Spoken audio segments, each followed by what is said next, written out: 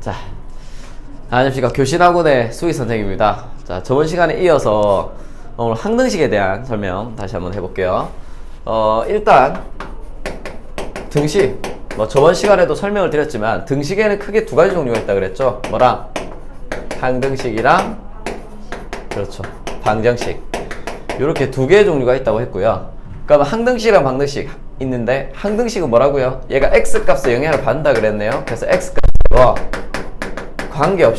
관계없이 얘를 안 받는다 그랬죠. 지금 얘기 잘못했죠 제가. 자, x값에 관계없다. x에 아무 상관없이 이 식은 항상 뭐가 된다?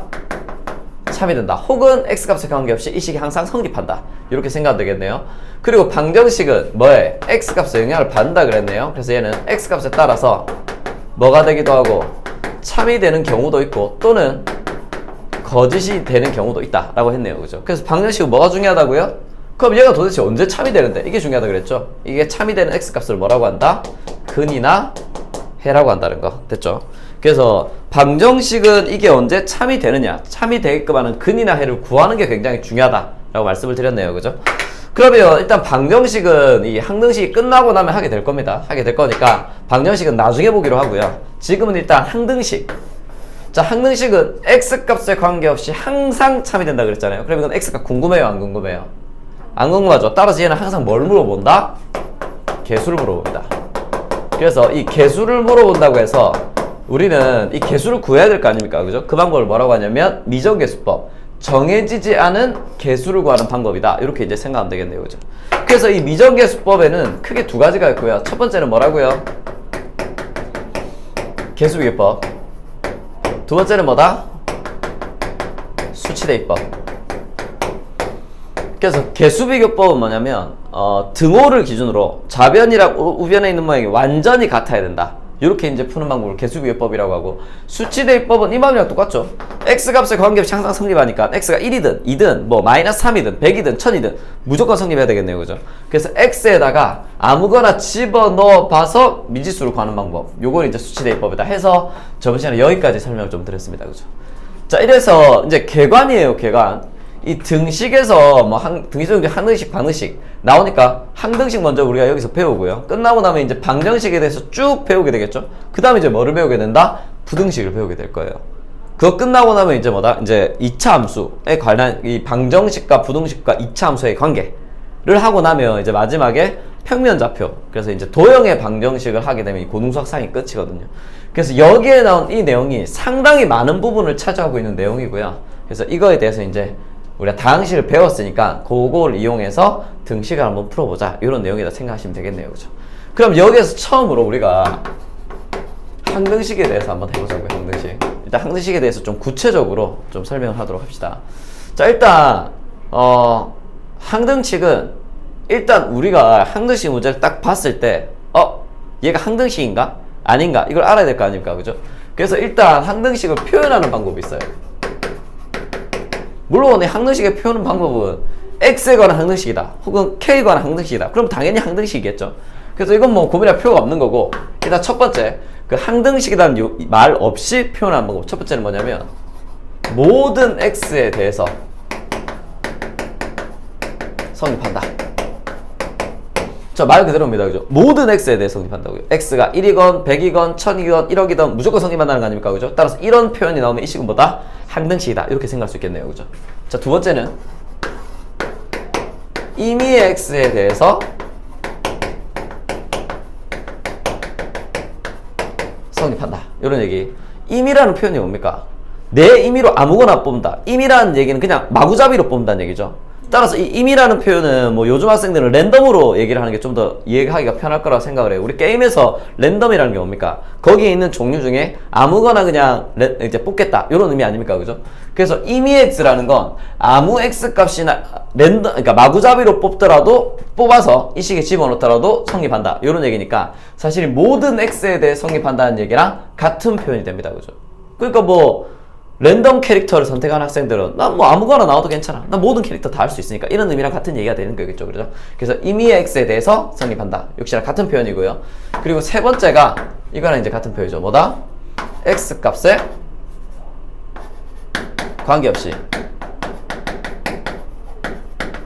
성립한다. 자, 요런 표현이 나오면 이렇게 적혀있는 식은 전부 뭐다? 항등식이라는 걸 알 수 있어요. 저 그러면 이런 애들이 항등식이고, 자, 이거 뭐 나중에 다시 한번 적어서 정리해 드릴게요. 그러면 이런 애들이 항등식인데, 항등식의 종류는 어떤 것들이 있느냐? 이런 중요합니다. 그죠? 자, 첫 번째, 항등식은 어떤 애들이 항등식이냐면, 우리가 이제 앞으로 배우게 될 곱셈 공식. 요건 앞에서 배웠던 거고요. 그다음에 곱셈 공식을 반대로 계산하는 게 인수분해입니다. 그죠? 그래서 곱셈 공식과 인수분해 식은 반드시 항등식이 돼요. 뭐 이런 것들. x 플러스 1의 전체 제곱. 이거 전개하면 어떻게 됩니까? x제곱 플러스 2x 플러스 1. 이렇게 나오지 않습니까? 그죠? 그럼 얘는 등호를 기준으로 해요. 이거 전개하면 얘 나오는 거잖아요. 그러니까 등호 기준으로 왼쪽에 있는 식과 오른쪽에 있는 식이 완전히 같은 모양이 나옵니다. 그죠? 뭐 앞으로도 하겠지만, 아까 좀 전에 개수비교법도 설명을 했지만, 등호를 기준으로 왼쪽과 오른쪽에 있는 식이 완전히 같은 모양이 되면 우리는 이걸 뭐라고 한다? 항등식이라고 합니다. 그래서 이런 모양이 나오면 전부 항등식이에요. 그러면 x에 0 넣어봅시다. 0 플러스 1의 전체 제곱. 이건 1의 제곱이니까 1이죠. 0 넣어봅시다. 빵빵 넣으면 0 플러스 0 플러스니까 이것도 1. 따라서 둘이 무조건 성립합니다. 그죠? x에 3 넣어볼까요? 3 플러스 1의 제곱. 이거 4의 제곱이니까 16이죠. 여기 3 넣어봅시다. 9. 3 넣어봅시다. 6 더하기 1. 따라서 얘 둘이 더하면 16 나오네요. 그러니까 같게 나온다는 걸 수 있습니다. 그죠? x에 어떤 값을 넣더라도 이 식은 반드시 뭐가 된다? 참이 된다. 뭐라는 걸 할 수 있다? 항등식이라는 걸 할 수 있겠네요. 그러면 이놈이 이쪽으로 넘어오는 거는 전개라고 하고요. 우리가 이제 이게 이렇게 된다는 걸 외우는 게 곱셈 공식입니다. 그죠? 얘가 이쪽으로 넘어가는 걸 우리가 뭐라고 합니까? 인수분해. 그래서 곱셈 공식과 인수분해는 반대 과정입니다. 그죠? 식의 반대 과정. 그래서 이 둘 다 뭐라고 할 수 있다? 항등식이라고 할 수 있다는 거. 자, 두 번째는, 자, 우리 전 시간에 나눗셈에 대해서 배웠잖아요. 식의 나눗셈. 식의 나눗셈을 항상 뭘로 적어줘야 된다? 검산식. 그래서 이 검산식은 항상 뭐다? 항등식입니다. 뭐 당연한 얘기죠. 검산식, 뭐 아까 어떤 다항식이 있는데 이 다항식을 어떤 값으로 나눌 거다. 나누면 아까 다항식을 1차식으로 할 때 가장 간편한 방법이 뭐다? 다항식을 1차식으로 할 때 가장 간편한 방법. 조립제법. 그죠? 좀 전에 했습니다. 그죠? 좀 전에 저번 시간에 했었죠. 자, 조립제법. 조립제법을 하는 게 제일 편하고요. 이렇게 나누면 우리가 보통 몫을 qx로 적고요. 나머지를 r로 적어준다. 이 얘기 했네요. 그죠? 그럼 이 식을 요걸로 나누면 몫이 이거고 나머지가 이거 아닙니까? 그죠? 그러면 당연히 이 식하고 이 식은 어떤 식이 됩니까? 같은 식이 되죠. 이걸 여기 나눠서 목이랑 나머지 나오는 거니까. 이거 곱하고 나머지 다음에 이거 나올 거 아닙니까? 그죠? 그래서 등호를 기준으로 왼쪽과 오른쪽의 모양이 완전히 같기 때문에 이 식도 뭐다? 항등식이다. 이렇게 이제 된다는 걸 알 수 있다고요. 그 다음에 이제 세 번째로 나오는 건 뭐 사실 이렇게 적은 식이랑 똑같다고 생각할 수 있는데, 우리가 흔히 함수적 표현하는 fx로 표현하는 함수식 있지 않습니까? 그죠? 얘도 뭐다? 전부 항등식입니다. 그래서 이거랑 관련된 문제들은 뭐 요런 것들 많이 나와요. 뭐 예를 들어서 뭐 fx가 2x다 이렇게 나오면 요런 x 1 집어넣으면 이게 얼마예요? 2. x가 2면 y 이거 얼마입니까? 4. x가 5이면 이거 얼마예요? 10. 이거 적을 때 지금 이거 x 1 넣으면 얘 2 나오는 거 무조건 참이라고 할 수 있나요? x 2 넣으면 이거 4 나오는 거 무조건 참이라고 할 수 있나요? 이런 생각하면서 문제 풀지 않잖아요. 이거 무조건 참 아닙니까? 그죠? x 어떤 값 넣어도 이거 무조건 성립하는 거 아닙니까? 그죠? 무슨 식이다? 항등식입니다. 그래서 나중에 이거랑 관련해서 어떤 문제들이 많이 나오냐면 요런 문제들. fx 플러스 y가 fx 플러스 뭐 fy 마이너스 xy 플러스 3. 만약 이런 식이 주어지잖아요. 이런 식이 주어지면 이게 함수에 관한 식이고 등호를 기준으로 이거랑 이거랑 같다고 나오는 좌변의 식과 우변의 식이 같다고 표현한 식이기 때문에 얘는 무조건 항등식이고요. x랑 y에 어떤 값을 집어넣더라도 이 식은 무조건 뭐다? 성립하게 되어 있습니다. 그래서 이런 류의 문제가 나오면 사실 문제마다 풀이는 좀 다르긴 한데 거의 대부분의 문제는 첫 번째로 해야 될 일이 x랑 y에 보통은 일반적이라는 얘기입니다. 보통은 첫 번째로 해야 될 일이 0을 둘 다 집어넣고 나서 문제풀이를 시작해요. 넣어볼까요? 여기 0 넣고 0 넣으면 이거 f0 되겠죠? 여기 0 넣고 0 넣으면 역시나 f0 더하기 f0 빼기 이건 0이고 이건 플러스 3이니까 자 f0 f0는 같으니까 양변에 빼면 없어집니다. 그죠? 그래서 이거 넘어가면 f0는 얼마다? 마이너스 3이다. 요거 하나 구해놓고 보통 시작하는 경우가 일반적이라는 것도 좀 참고를 해놓읍시다. 근데 여기 x랑 y에 내가 아무거나 지금 0을 내가 임의로 넣었잖아요. 임의로 넣어도 된다 안 된다? 된다고요. 왜? 이거 무슨 식이니까? 항등식이니까. 항등식은 뭐 여기서는 미지수가 지금 변수가 두 개죠. x랑 y 미수가 두 개인데 미수수에 어떤 값을 넣더라도 식이 반드시 성립하는 식이기 때문에 임의로 넣어도 됩니다. 그리고 넣을 때는 일반적으로 뭐다? 00을 먼저 놓고 시작한다는 거 좀 참고로 기억해 주세요. 자, 그리고 네 번째는 이제 무리수 상동이나 복소수 상동. 자, 요런 식들을 우리가 이제 하는데, 뭐, 이건 크게 중요한 건 아니고, 복소수는 배우지 않았으니까, 무리수 상동은 어떤 애들이냐면, 예를 들어서 AB가 유리수고요. 얘가 3 플러스 5 루트 2는 A 플러스 B 루트 2다. 예를 들어서 이런 식이 있다고 합시다. 얘 둘이가 같으려면, 일단 기본적으로, 예를 들어 B가 5가 아니라고 한번 해볼게요. B가 5가 아닙니다. B가 4, 5가 아니다 가지 말고, B가 4라고 한번 해봅시다. B가 3이게 3 플러스 5 루트 2는 A 플러스 4 루트 2. 요런 식이 되겠죠. 예를 들어서 B가 4라고 하면. 그러면 얘 둘이가 같아지려면, 지금 루트 2가 한 개 모자라죠. 그럼 얘가 루트 2를 뭔가 채워줘야 얘 둘이를 같게 만들고 자기도 3이랑 같아질 수 있는 거 아닙니까? 그죠? 근데 이게 유리수예요, AB가. 얘가 유리수인데, 유리수를 아무리 어떤 값을 넣더라도 무리수가 될 수 있어요, 없어요? 없죠. 유리수랑 무리수는 수의 체계 자체가 다르지 않습니까? 그죠? 그래서 여기에 루트 2를 얘가 채워줄 수 있다, 없다? 없거든요. 그럼 얘랑 절대 같아질 수가 없어요. 그럼 얘가 4가 아니라 6이더라도 마찬가지겠죠. 이게 루트 2 하나를 없애줘야 되는데, 얘가 루트 2 하나를 없앨 수 있다, 없다? 없거든요. 그럼 둘이 절대 같아질 수 없어요. 따라서 둘이 같아지려면 얘네끼리 같고 얘네끼리 같아야 되겠네요. 그죠? 자, 요거의 개념이 항등식의 개념과 상당히 비슷하죠. 그죠? 그래서 이런 애들도 뭐다? 항등식이다. 라고 이제 문제를 풀어주시면 됩니다. 자, 그래서 일단 종류에는 요런 애들이 뭐다? 항등식의 종류다. 그러면 이 항등식의 풀이법에 대해서 조금 더 구체적으로 한번 봅시다. 풀이법은 아까도 얘기했지만 우리가 여기에서는 뭐를 물어보기 때문에 미정계수를 물어보기 때문에요. 미정계수법이라고 하고 이 풀이법에는 아까 뭐랑 계수비교법이랑 그리고 뭐가 있다? 두 번째 수치대입법. 그래서 모든 문제를 사실 이걸로 풀 수 있어요. 풀 수 있는데 모든 문제에서 이 풀이법 두 개가 효과적인 방법은 아닙니다. 그냥 일반적인 풀이법이 이 두 가지다라는 얘기고요. 문제마다 이거 외에 또 다른 풀이법이 있을 수 있어요. 있을 수 있는데 그거 문제마다 조금 따로 기억을 해주셔야 되고 일반적으로 풀이법은 요 두 개다. 그래서 요거부터 좀 설명해 볼게요. 개수비교법이란 건 그냥 요렇게 생각하면 돼요. 아까부터 계속 얘기하지만 등호를 기준으로 좌변이랑 우변에 있는 이 두 개 모양이 완전히 어떻게 돼야 된다? 같아야 된다. 이 원리를 가지고 푸는 게 개수비교법입니다. 뭐 아까 뭐 전 시간에도 a 플러스 ax는 3x다. 이런 문제 있을 때 이게 지금 x에 관한 항등식이라면 등호를 기준으로 좌변과 우변이 완전히 같아야 되거든요. 그러니까 우변이 3x니까 좌변이 뭐가 돼야 된다? 3x가 돼야 되겠죠. 그래서 a는 얼마랑 갈 수 있다? 2랑 갈 수 있다. 이렇게 이제 푸는 법인데 기본적으로 해서 학생들이 이렇게 많이 외우네요. 그죠? 만약에 이게 2라면 식이 이렇게 바뀝니다. 그죠? 딱 3x는 3x가 되니까 양변은 3x를 빼면 좌변과 우변이 0은 0꼴이다. 이런 모양이 되죠. 그래서 가끔 학생들이 야 항등식이 뭐냐면 선생님 그거 0은 0꼴로 나오는 게 항등식이 아닌가요? 라고 이제 많이 얘기들 하는데 실제로 결과론적으로는 이렇게 나와야 되는 게 맞지만 그냥 처음부터 이렇게 생각을 해주시면 안 돼요. 아시겠죠?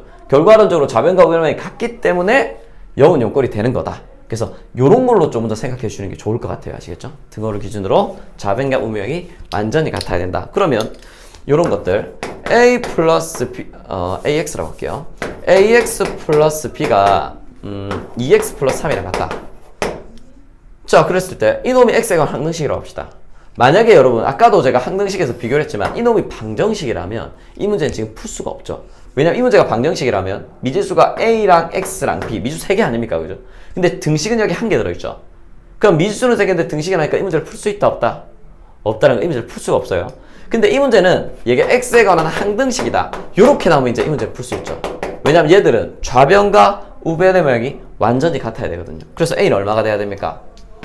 이거랑 같은 2가 돼야 되고 b는 뭐가 돼야 돼요? 3이 돼야 되죠. 그러면 등호를 기준으로 1차의 개수랑 1차의 개수가 같고요. 상수항과 상수항이 같아야 되지 않습니까? 그죠? 그래서 이걸 뭐라고 한다? 개수비교법이라고 그래요. 우리가 흔히 얘기하는 동류항끼리 개수가 같아야 된다. 이런 얘기가 되겠네요. 그죠? 그러면 이 문제가 이렇게 될 수도 있겠네요. ax 플러스 b가 0이다. 이게 만약 x에 관한 항등식이다. 그러면 이건 이렇게 생각할 수 있겠네요. 오른쪽에 있는 거는 0 곱하기 x 더하기 0이라 생각할 수 있겠죠. 그러니까 1창의 개수도 0이고 상수항도 0이다. 이렇게 생각할 수 있겠네요. 그러니까 당연히 a는 얼마? 0, b는 얼마? 0 이렇게 이제 된다는 걸 알 수 있습니다. 근데 의미적으로는 조금 이렇게 조금 생각해 주세요. 자, 이게 x에 관한 항등식이고요. x에 어떤 값을 넣어도 성립을 해야 됩니다. 그러면 얘가 이 x가 1이 될 수도 있고 100이 될 수도 있고 아니면 뭐 마이너스 50 이런 것도 될 수 있지 않습니까? 그죠? 그러면 이걸 a랑 곱한다면 b랑 더하면 0이 나와야 되는데 a가 만약 어떤 값을 가진다면 다시 한번 말씀드릴게요. a가 만약 어떤 값을 가진다면 1을 곱하는 경우랑 100을 곱하는 경우 이 값이 달라집니다. 그죠? 그럼 이 값이 달라지게 되니까 이 값이 달라지니까 그거에 대응해서 얘를 더해서 0이 되려면 이 값이 달라질 때 얘도 계속 달라지는 값이 나와야 되지 않습니까? 그죠? 근데 b는 어떤 특정 값 하나이기 때문에 달라질 수가 없단 말이에요. 그러면 얘 값이 어느 값이냐에 따라서 이 둘을 더해서 0이 되는 경우를 만들 수 있다 없다? 없다는 걸 얘기하죠. 따라서 얘는 계속 변하는, 얘는 어떤 값을 넣어도 성립해야 되기 때문에 얘는 계속 변하는 변수기 때문에 얘가 뭐다? 이놈을 통제해줘야 된다고요. 그럼 얘 둘을 곱해서 항상 같은 값이 나오는 수는 a가 뭐인 경우밖에 없습니까? 0인 경우밖에 없죠. 그러면 얘가 어떤 값이든 간에 둘이 곱하면 무조건 0 나오죠? 네. 그럼 이거랑 b랑 돼서 0이 나오려면 b도 뭐가 돼야 된다? 0이 나와야 된다. 의미적으로 약간 이런 식으로 받아들이는 것도 조금 도움이 될 것 같아요. 얘가 잠깐 변하는 값이기 때문에 얘를 통제하기 위해서 얘가 0이 되고 그러면 얘도 0이면 얘는 무조건 0. 여기다 0을 더하면 0이 나온다. 이런 느낌으로 조금 받아들이는 것도 나중에 문제 푸는데 조금 도움이 되지 않을까 이렇게 이제 생각을 합니다. 아시겠죠? 그래서 이런 경우에는 A도 0, B도 0 이렇게 이제 나온다는 거. 그래서 나중에 이제 문제에서 나오겠지만 이거 좀 치우고요. 문제에서 이런 문제들 자주 보시게 될 겁니다. K 값에 관계없이 블라블라블라 나오면서 성립한다. 만약에 이런 문제를 푸는데 이런 표현이 딱 나오잖아요. 그러면 여러분 생각해야 되는 게 뭐다? 이거 K에 관한 뭐다? 항등식이구나. 그죠? K에 관한 항등식 표현법입니다. 그죠? 이 자식 K에 관한 항등식이구나. 그럼 이 문제를 풀 때 어떻게 풀면 되냐면요. 만약 K가 1차식. K에 대한 내림차순 정리를 하시면 돼요. K에 대한 내림차순 정리. 그래서 K가 1차식이라면 K가 있는 놈이랑 K가 없는 놈으로 나눴어요. K가 있는 놈은 K로 다 묶어냅니다. K가 없는 놈은 따로 적어요. 는요. 이 형태로 만들면 되겠네요. 그죠? 그럼 K 값에 관계없으니까 얘는 자꾸 변하는 값이잖아요. 그죠? 얘 둘을 더해서 0이 나오려면 이게 변하니까 얘가 통제를 해줘야 되겠죠. 이놈 얼마? 0. 이놈 얼마? 0. 그러면 이게 0이면요. 이 K가 얼마든 간에 둘이 곱하면 무조건 0 나옵니다. 그죠? 거기다 0을 더하면 무조건 0이 나온다는 걸 알 수 있겠네요. 그래서 K 값에 관계없이 성립한다는 문제가 나오면 무조건 문제를 어떻게 풀어야 된다? K로 묶어서 이렇게 풀어주셔야 됩니다. 뭐 아니면 오른쪽이 0 곱하기 K 플러스 0이다. 이런 모양이라 생각해 주셔도 됩니다. 그래서 요거 앞에 있는 놈 0. 이놈은 0 해서 이거 0 되는 식이랑 이거 0 되는 식을 이용해서 연립해서 풀어주면 된다는 거. 만약 이게 K에 관한 2차식이 나오잖아요. 그럼 뭐 똑같습니다. K 제곱으로도 묶어요. 이렇게 K 제곱 있는 거 묶고요. K 있는 거 묶고요. K 없는 거 묶고. 그러니까 K에 관한 내림차순으로 정리를 하는 거죠. 그래서 이게 0이 돼야 되는 거니까 요 놈도 뭐가 되고 0이 되고 이놈도 0이고 이놈도 0이면 K가 어떤 값이 되든지 간에 0 곱하면 이거 0이죠. K가 어떤 값이 되든 간에 0 곱하면 이거 0이죠. 거기다 0을 더하는 거니까 뭐가 나오더라? 0이 나오더라. 이렇게 생각할 수 있겠네요. 그죠? 그래서 그냥 단순하게 이렇게 생각해서 문제 풀어주시면 됩니다. 크게 어려운 내용 아니네요. 그죠? 이렇게 이제 풀어주시면 된다는 거.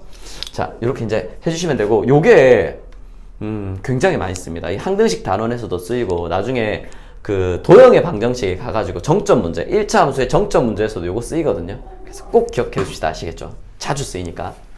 그리고 하나만 더 합시다. 우리가 이제 연립 방정식을 할 때 미지수가 2개면 기본적으로 식이 몇 개 필요하죠? 2개 필요하잖아요. 그래서 우리가 항등식 문제에서는, 그러니까 개념적으로 좀 봐주자는 거예요. 항등식 문제에서는, 자, 이 식 너무 더럽나요? 다시 한번 적어볼까요? 다시 적어봅시다. ax 플러스 b는 0이다. 이런 식이 있고, 이놈의 x에 관한 항등식입니다. 보통은 이런 식 나오면 문제에서 x에 관한 항등식이다 이렇게 문제 잘 안 줘요. 저런 표현들을 많이 써요. 뭐 모든 x에 대해 성립한다 이렇게. 자, 이게 x에 관한 항등식이냐면 이게 x에 관한 항등식이니까 x가 궁금하다 안 궁금하다? 안 궁금하죠. 이 x는 미지수가 아닙니다, 여러분. 미지수가 아니에요. 그래서 나중에 함수를 따질 때도요. 함수 문제 풀 때 y는 fx 요런 문제 나오면 이때 y랑 이때 x는 이거 미지수로 친다 안 친다? 안 치죠. 정확하게 표현하면 얘들은 미지수가 아니라 뭐다? 변수거든요, 변수. 변수인데 항등식 관점으로 이제 말을 하자면 요 x는 어떤 값을 집어넣어도 이거에 대응하는 y 값이 나올 거니까 x의 어떤 값에 대입하도록 y가 존재하게 되거든요. 그래서 약간은 x에 관한 항등식 개념으로 보셔도 됩니다. 이게 fx는 2x다. 이렇게 딱 x에 관한 식이 주어지자마자 이거는 그냥 항등식이 돼버리는 거니까 항등식 개념으로 보셔도 돼요. 그래서 어쨌든 이 x에 관한 항등식이면 얘는 뭐다? 미지수가 아니라고요. 그러니까 모르는 값이 아니란 얘기죠. 미지수가 아니란 얘기가. 문자는 맞지만 미지수가 아니란 얘기예요. 그럼 여기서 미지수가 몇 개 남습니까? A랑 B랑 2개 남지 않습니까? 그죠? 그럼 미지수는 2개고요. 이 미지수 A, B의 값을 구하려면 식이 몇 개 필요합니까? 2개가 있어야 우리가 이 미지수의 값을 구할 수 있을 거 아닙니까? 그죠? 그럼 이게 항등식이기 때문에 개수 비교법에 의해서 좌변과 우변 모양이 완전히 같아야 되거든요. 그러니까 얘는 뭐다? 이놈 0 되고 이놈 0 된다고 했네요. 그죠? 그럼 A 0이고요. B는 0이다. 하니까 여기서 등식이 몇 개가 나오게 돼 있다? 2개의 등식이 나온다는 거 아시죠? 따라서 둘이를 뭐 여기서는 A는 0이고 B는 0이니까 알지만 만약에 아까처럼 K에 관한 식으로 이렇게 묶으면 요 안에 분명히 미지수 두 개가 들어가게 될 거거든요. 그러면 이놈이 0이 돼야 되고 이놈이 0이 되니까 등식 두 개 나오잖아요. 그럼 걔 둘이를 연립하면 여기에 있는 미지수랑 여기에 있는 미지수 두 개 값을 전부 구할 수 있을 겁니다. 그래서 항등식은 마치 등식의 한 개처럼 보이지만 여기에서 뽑아낼 수 있는 등식 자체가 이런 경우엔 두 개, 뭐 2차식 있다면 세 개를 뽑아낼 수 있으니까 연립해서 미지수의 값을 구할 수 있다라는 것도 좀 참고로 알아두시기 바랍니다. 아시겠죠? 뭐 조금 어렵나요? 나중에 문제를 보면 아마 그냥 이런 얘기였구나 라는 거 어렵지 않게 받아들일 수 있을 거라 생각이 들어요. 자, 그러면 이제 개수비교법에 대해서 설명을 드렸습니다. 개수비교법은 형태적으로 등호를 기준으로 좌변과 우변의 완전히 같다를 가지고 문제를 풀어주는 방식이고요. 뭐 어떤 형태가 있는지 설명했네요. 자, 이번에는 수치대입법입니다. 의미적으로 받아들이기 굉장히 좋아요. 말 그대로 수치를 어떤 값을 대입하겠다 이런 얘기 아닙니까? 그죠? 그럼 뭐 나는 1을 넣을 수도 있고 2를 넣을 수도 있고 100을 넣을 수도 있고 항등식이니까 뭐다? 어떤 값을 넣어도 무조건 성립하겠죠. 그래서 뭐 아까처럼 이런 거 해봅시다. ax 플러스 b가 2x 플러스 3이다. 이게 x에 관한 항등식이랍니다. 물론 표현은 이렇게 안 한다고 했어요. 문제에서 x에 관한 항등식이라는 기본서에서 기본 문제에서만 나오는 문제들입니다. 자, 항등식이니까 처음부터 이거 항등식이면 x에 아무거나 넣어도 되겠구만. 그죠? 그럼 넣으면 뭐가 제일 쉽습니까? 일단 0 넣어보죠 뭐. 0 넣을게요. a 곱하기 0은 얼마? 0 더하기 b가 되겠죠. 0 넣어봅시다. 0 플러스 3이 되겠죠. 따라서 이거랑 이거랑 같아야 되니까 b는 얼마다? 3이다. 일단 구할 수 있습니다. 그죠? 그러고 나서 뭐다? x에 1도 한번 넣어보자고요. 그러면 x에 1 넣으면 이거 a 되죠? a 플러스 b는 3이었습니다. 여기 1 넣어봅시다. 2죠? 플러스 3. 이렇게 되니까 a는 얼마랑 갈 수 있다? 2라는 걸 알 수 있겠네요. 그래서 a는 2고 b는 3이다. 구할 수 있습니다. 자, 이런 식으로 구하는 방식이 수치대입법이에요. 그러면 여러분도 알다시피 좀 계속해서 한번 설명을 해볼게요. 여기에서 x가 항등식이죠. 미수가 몇 개입니까? 2개. 그렇죠. x는 미수가 아니라고 했으니까 a, b 2개 나오잖아요. 그럼 식이 몇 개 필요하다? 2개. 그러니까 수치를 몇 개 넣었다는 걸 알 수 있다? 2개 넣었다는 걸 알 수 있죠. 왜냐면 등식을 만들어내기 위해서. 2개씩을 만들어내기 위해서 수치를 2개 넣었어요. 혹시 그러면 미수수가 4개다? 그럼 수치를 몇 개 넣어야 될까요? 4개. 그렇죠. 보통은 4개를 넣어야 되겠죠. 4개를 넣어서 이 4개씩을 연립해 주시면 됩니다. 물론 연립을 안 하고 그냥 넣자마자 값이 나오는 경우도 있거든요. 그래서 수치대입법으로 문제를 풀 수는 있는데 문제는 뭐냐면 너무 귀찮죠. 미수가 많이 나오면 많이 넣어야 되고 연립도 해야 되고 오래 걸리겠죠. 그죠? 그래서 일단 제가 말씀드린 건 이건 일반적인 풀이법이고요. 모든 문제에 대해서 사실 이걸 풀 수 있다는 건 아니지만 거의 대부분의 문제에 대해서 이걸 풀 수 있긴 하지만 그렇게 문제 풀이가 굉장히 길어집니다. 그래서 문제마다 조금 더 간단하게 조금 더 쉽게 풀 수 있는 방법이 어떤 것들이 있을까 해서 수학자들이 고민했더니 이런 방법들이 있더라. 그런 것들을 이제 앞으로 문제를 풀면서 조금 더 설명해 드리도록 할게요. 됐죠? 자, 그러면 항등식에 대한 내용을 좀 설명을 다 드렸네요.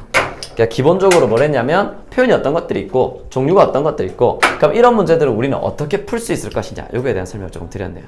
됐죠? 그래서 일단은 여기에서는 앞단원에서 이제 곱셈 공식을 배웠고요. 다음 단원에서 인수분해를 하게 될 겁니다. 모두 뭐다? 항등식 내에 들어있는 단원들입니다. 자, 그리고요. 이 바로 다음 단원에서는 요걸 이용해서 뭐를 배우게 될 거냐면 나머지 정리를 배우게 될 거예요. 뭐 고등학교 1학년 학생들이라면 이 나머지 정리단은 굉장히 중요한 단원이고요. 중간고사에서 1학년 중간고사에서 굉장히 중요하게 쓰이는 개념이고 문제도 좀 많이 나오는 편이니까 꼭 요거 챙겨서 할 수 있도록 합시다. 그래서 이거 다음 단원이 바로 뭐다? 나머지 정리 단원이고요. 요거는 오늘은 아니고 다음 시간 정도에 들어갈 것 같아요. 오늘 일단 문제풀이를 조금 하고 얘는 다음 시간에 할 수 있도록 할게요. 아시겠죠? 그럼 일단 문제 한번 풀어봅시다. 문제는 제가 앞에 그 다항식의 나눗셈 그죠? 단원에서도 문제를 안 풀었거든요. 거기에서부터 이제 항등식 개념을 배웠으니까 거기에서부터 조금 시작해서 이거 좀 설명하도록 할게요. 됐죠? 자, 지우겠습니다. 아니, 선생님, 앞단원의 그 나머지 다항식의 나눗셈을 왜 하는 건가요? 항등식 단원인데 했는데 이 나눗셈은 일단 무조건 뭘로 적어줘야 된다? 검산식으로 적어줘야 된다고 했고요. 그리고 이 검산식으로 적은 이후에 뭘 해줘야 되냐면 그 검산식으로 적는 순간 이해가 뭐가 되냐면 항등식이 되기 때문에 항등식의 개념을 알면 여기 내용들을 훨씬 더 쉽게 이해할 수 있을 겁니다. 그렇죠? 그래서 얘기 한번 해볼게요. 일단은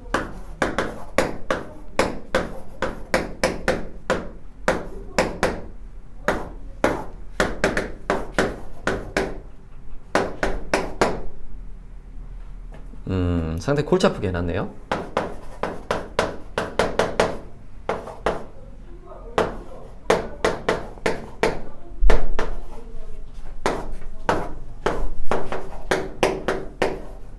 자, 일단 이거 나누기인데 나누기 안 적었네.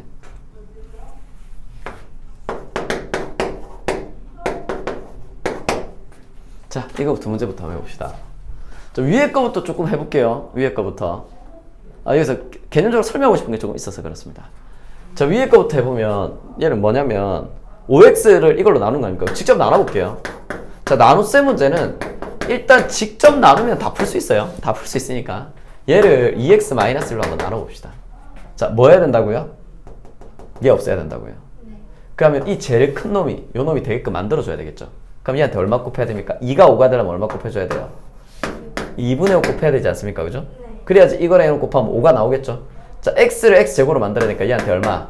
x 곱해야 되고요. 한번 곱해봅시다. 얘랑 얘랑 곱하면 5x제곱. 자, 얘랑 얘랑 곱해야 되겠죠? 마이너스 2분의 5x가 됩니다. 그죠? 숫자 좀 귀찮지만 신경 써서 조금 해주세요. 자, 이거 날라갑니다. 그죠? 여기서 이거 빼야 되면 이거 플러스로 바뀌죠? 2분의 5니까 더하면 얼마?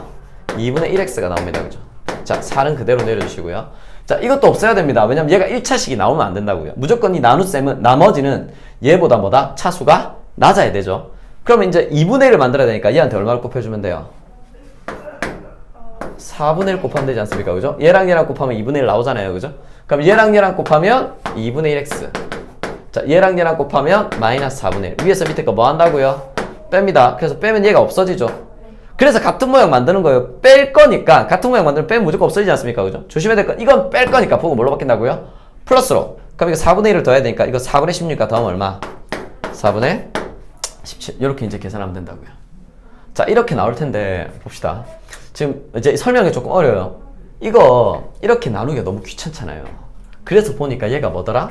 다항식을 1차식으로 나누는 거 아닙니까? 그죠? 다항식을 1차식으로 할 때 가장 쉬운 방법이 뭐다? 자, 그렇죠. 조리제법. 그렇죠. 자, 다항식을 1차식으로 할 때 가장 쉬운 방법이 조리제법입니다. 그래서 조리제법 한번 써볼게요. 자, 2차항에서 얼마예요? 5. 1차항에서 얼마입니까? 마이너스 2. 상수 얼마? 4죠. 여기에 적는 수는 뭐 적어야 된다고요? 이놈 뭐 되는 값? 0 되는 값 적어야 된다고요. 그래서 얘는 얼마? 2분의 1을 적어줘야 됩니다. 그렇죠? 자, 조리제법 해볼게요. 더하고 더할 거 없죠? 5 곱합니다. 얼마? 2분의 5 더합니다. 얼마? 2분의 1 곱합니다. 얼마?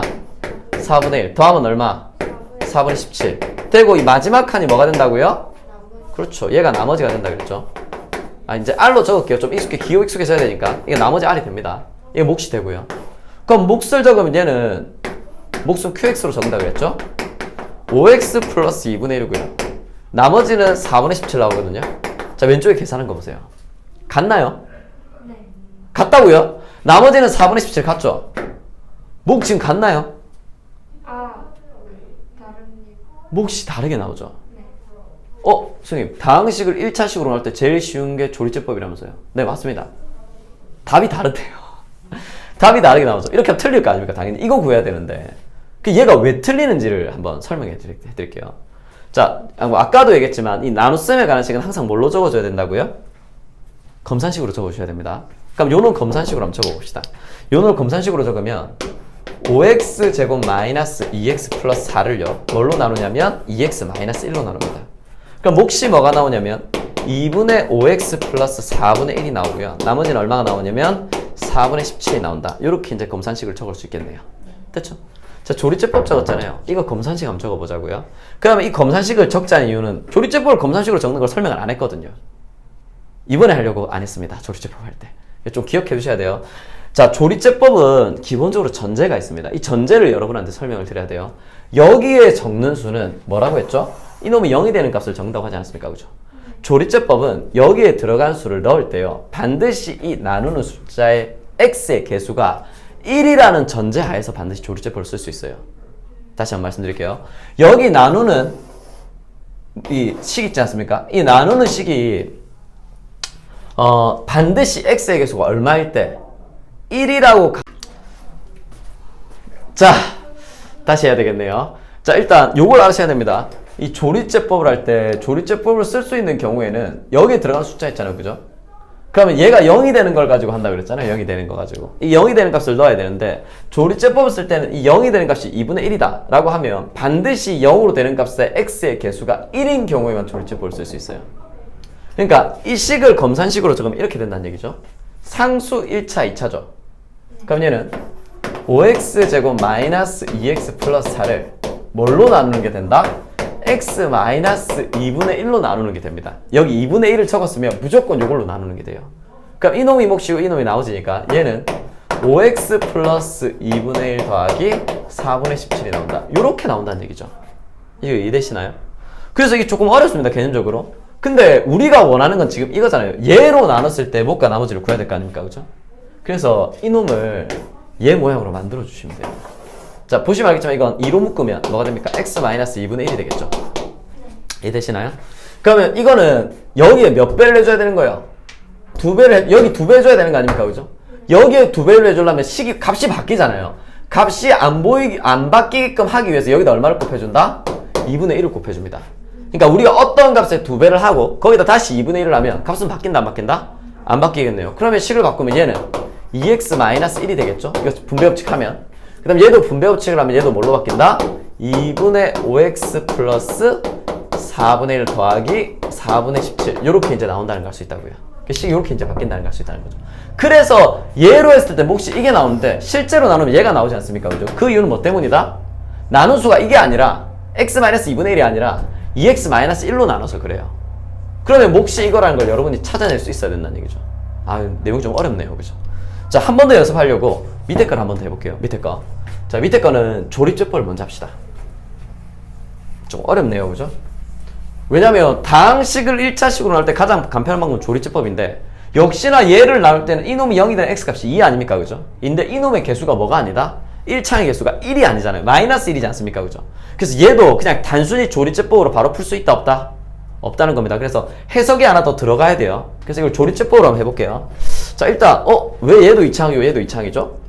3창이겠죠 당연히. 자, 다행히 일찍 찾아서 다행입니다. 조립제법 먼저 한번 해볼게요. 조립제법을 하면 이제 조립제법을 먼저 할게요. 3창의 수 마이너스 3, 2창은 7, 1창은 마이너스 10, 상수는 마이너스 3이죠. 자, 조립제법 해봅시다. 자, 이거 0 되는 x가 얼마입니까? 2요. 2네요. 조립제법 해봅시다. 더하면 이거 곱하면 마이너스 6 더하면 1 곱하면 2 더하면 마이너스 8 곱하면 마이너스 16 이거 더하면 마이너스 19가 나오겠네요. 그렇죠? 그래서 이놈이 뭐가 된다? 나머지고 이놈이 몫이 된다는 걸 수 있다고요. 그러면 얘는 이 의미가 뭐라고요? 어떤 식을? 마이너스 3x 제곱 플러스 7x 제곱 마이너스 10x 마이너스 3을 뭘로 나눴더니 이거 0 되는 값 x 마이너스 2라고 생각할 때 이게 0 되는 값인데 x의 개수가 무조건 1이 돼야 되거든요. 그래서 여기에 1을 넣어야 이놈이 0이 되지 않습니까? 그죠? 이걸로 나눴을 때 몫이 뭐가 나오고 마이너스 3x 제곱 플러스 x 마이너스 8이 나오고 나머지가 얼마 나오더라? 19가 나오더라. 요런 식을 의미한다고요. 이 조립제법 자체가. 근데 우리가 나눠야 되는 거는 x 마이너스 2가 아니라 뭡니까? 마이너스 x 플러스 2죠. 그러니까 얘는 이걸 마이너스로 묶으면 x 마이너스 2가 나온다는 걸 알 수 있지 않습니까? 그죠? 그래서 얘를 저 모양으로 바꿔주기만 하면 돼요. 그럼 얘한테 얼마를 곱해야 돼요? 마이너스를 1을 하나 곱해줘야 되겠죠? 그럼 식이 안 변하려면 얘한테도 뭐를 곱해줘야 됩니까? 마이너스를 곱해야 이렇게 이제 나와서 마이너스 19 이렇게 될 거 아닙니까? 그죠? 그러면 얘는 전개하면 얘는 마이너스 x 플러스 2가 될 거고요. 얘는 마이너스를 집어넣으면 3x 제곱 마이너스 x 플러스 8 마이너스 19 이렇게 이제 나온다는 걸 알 수 있겠네요. 이해되십니까? 그래서 저놈이 원하는 이 식에서 얘를 이걸로 나눴을 때 나오는 몫은 이놈이 아니라 얘가 됩니다. 그리고 나머지는 뭐 똑같네요. 마이너스 19. 자, 확인 한번 해볼게요. 아니, 핸드 틀릴 수도 있잖아요. 그죠? 마이너스 3x 제곱 플러스 7x 제곱 마이너스 10x 마이너스 3을 뭘로 나눌 거냐면 마이너스 x 플러스 1로 한번 직접 나눠봅시다. 자, 얘 없애야 되잖아요. 그죠? 그럼 이놈이 얘가 되게끔 만들어주면 되겠죠? 네. 또 왜 이거 2차로 적었을까요? 자, 그러면 얘한테 얼마 곱하면 됩니까? 마이너스 3 돼야 되니까 일단 3 곱해줘야 되겠죠? 네. 그 다음 얼마 곱해줘야 돼요? X 제곱. 그렇죠. x 제곱 곱해야 되겠죠? 분배법 칩시다. 얘랑 얘랑 얘랑 얘랑 이거랑 이거랑 곱하면 마이너스 3x 세제곱이고요. 얘랑 얘랑 곱하면 플러스 x 제곱이 된다는 걸 수 있습니다. 그죠? 위에서 밑에 거 빼면 되겠네요. 얘들이 없어집니다. 그죠? 자, 여기서 이거 빼면 얼마? x 제곱 마이너스 10x 남네요. 자, 이제 이거 없앱시다. 이거 없애려면 이놈이 얘 모양이 돼야 됩니다. 그죠? 네. 자, 마이너스 없애려면 얘한테 얼마? 마이너스 곱해줘야 되고요. 1차를 2차로 만들어야 되니까 얼마? x 곱하면 되겠죠. 얘랑 얘랑 곱하면 x제곱 얘랑 얘랑 곱하면 마이너스 x 위에서 밑에 거 뺍시다. 없어지죠? 네. 여기서 이거 빼면 이거 플러스로 바뀔 거니까 얼마? 마이너스. 그렇죠. 마이너스 8x 마이너스 3 됐네요. 이제 이거만 없애면 되겠네요. 얼마? 얘한테 8 곱하면 되겠죠. 얘랑 얘랑 곱하면 마이너스 8x 플러스 16이라서 이거 빼면 없어지고요. 빼면 마이너스 19가 나오겠네요. 그죠? 그래서 이놈이 몫이고 이놈이 나머지가 됩니다. 그죠? 똑같이 나오죠, 이거랑. 똑같이 나온다는 걸 알 수 있죠. 그래서 조리제법을 쓸 때 조리제법은 다항식을 1차식으로 넣을 때 가장 편한 방법이지만 사실 나눌 때는 이 나누는 수의 x의 개수가 어느 경우에만 1인 경우에만 조리제법으로 바로 풀어줄 수 있어요. 그래서 이놈의 개수가 1이 아닌 경우에는 뭐다? 이런 해석이 하나 들어간다는 거. 그죠? 이거는 이 다음 단원인 나머지 정리에서도 상당히 중요한 개념이기 때문에 꼭 기억해 두실 수 있도록 합시다. 아시겠죠? 그래서 무작정 조리제법 쓰면 된다, 안 된다? 안 된다는 거. 자, 나머지 문제는 직접 한번 나눠보시기 바랍니다. 자, 넘어갑시다. 다음 문제로.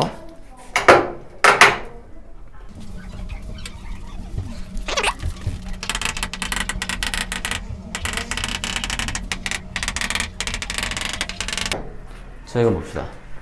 자, 저 식을 x4제곱 마이너스 3x제곱 마이너스 x 마이너스 5를 당시 fx로 나눴을 때 몫이 x제곱 플러스 x 플러스 3이고 나머지가 7x 플러스 10일 때 fx는 얼마이냐 이걸 이제 물어보는 문제입니다. 그죠? 근데 이게 나눗셈에 관한 문제니까 우리가 지금 나눠야 될 텐데 이걸 얘로 나누려고 하니까 얘가 뭔지 알아요, 몰라요? 모르죠. 나눌 수가 있더라, 없더라? 없더라. 그래서 어떻게 하지? 이런 생각 하시면 안 됩니다. 다항식의 나눗셈에 관한 문제죠. 다항식의 나눗셈에 관한 문제는 무조건 뭘로 풀어줘야 된다고요? 조립제법. 자, 조립법은 언제 쓸 수 있는 거다? 다항식을 몇 차식으로 나눌 때? 1차식으로 나눌 때만 쓸 수 있는 겁니다. 그죠? 심지어 물론 이제 얘는 지금 얘가 2차기 때문에, 몫이 2차기 때문에 얘는 얘를 몇 차로 나눴다? 2차로 나눴기 때문에 얘가 2차가 나옵니다. 뭐 알면 얘가 2차라는 걸 알 수 있지만, 아무튼 얘는 만약에 이게 1차라서 하더라도 얘가 지금 얼마인지 알아요, 몰라요? 그러니까 조립제법을 못 써요. 조립제법 못 쓰는 상황이에요. 조립제법을 쓸 수 없고, 자, 다시. 조리제법은 다항식을 1차식으로 나눌 때만 쓸 수 있어요. 1차식으로 나눌 때만 쓸 수 있고 다항식을 그러니까 나눌 때 나눗셈에 관한 문제는 뭘로 풀어줘야 된다? 검산식. 자, 기계적으로 외워주셔야 됩니다. 아시겠죠? 나눗셈에 관한 문제는 뭘로? 검산식으로 일단 적어줘야 되는 거 꼭 기억합시다. 그래서 이 문제는 시작 자체를 어떻게 해야 된다? x4제곱 마이너스 3x제곱 마이너스 x 마이너스 5 요 놈을 뭘로 나눴더니 fx로 나눴더니 몫이 뭐가 나오더라? x제곱 플러스 x 플러스 3이고 나머지는 얼마 나오더라? 7x 플러스 10이 나오더라. 요렇게 적어두고 시작하셔야 돼요. 무슨 식으로? 검산식으로. 자, 그러면 이게 검산식 딱 적자마자 이 식 무슨 식이라고요?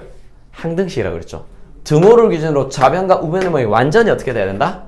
같아야 된다. 그죠? 그러면 얘를 좌변으로 넘겨서 빼도 상관없겠네요. 그럼 이 식이 뭘로 바뀌냐면 fx 곱하기 x제곱 플러스 x 플러스 3은 넘겨서 뺍시다. x 4제곱 마이너스 3x제곱. 자, 이거 넘어가면 마이너스로 넘어가겠죠? 마이너스 8x. 이거 넘어가면 마이너스로 넘어가겠죠? 마이너스 15. 이렇게 이제 식을 적을 수 있겠네요. 그럼 다시 보면 얘는 이거 곱하기가 아닙니까? 그죠? 그래서 이 식을 얘로 나누면 얘가 나옵니다. 이해되시나요? 다시 할게요.